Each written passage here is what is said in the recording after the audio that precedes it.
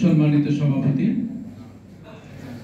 মোহাম্মদ নাসির উদ্দিন, মঞ্চে উপস্থিত শাহজাদপুরের কৃতি সন্তান, সাবেক উপজেলা চেয়ারম্যান, আমার প্রিয় অগ্রজ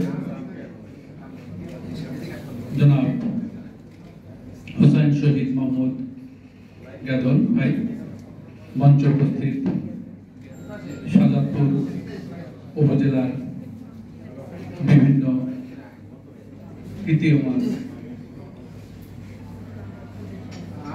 ব্যক্তিবর্গ, আমার সামনে উপস্থিত শাহজাদপুর উপজেলার বিভিন্ন শ্রেণী পেশার মানুষ,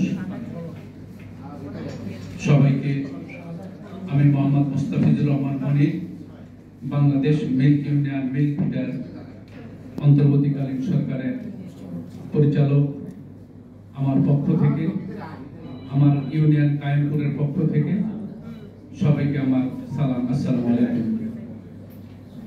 আজকে আমাকে এখানে কথা বলার সুযোগ দেওয়ার জন্য আজকের আয়োজকদেরকে ধন্যবাদ।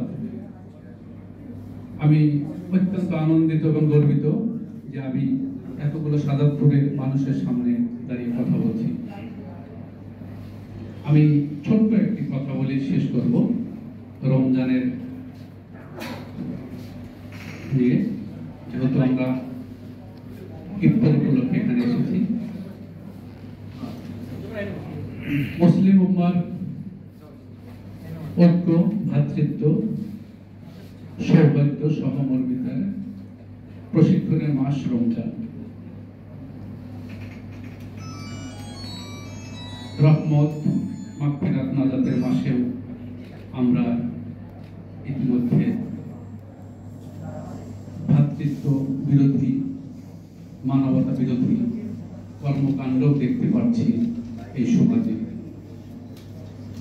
রমজান মাসে শুরুতেই আমরা বিভিন্ন সামাজিক অপকর্ম আমাদের সমাজ এবং দেশে শুরু হয়েছে।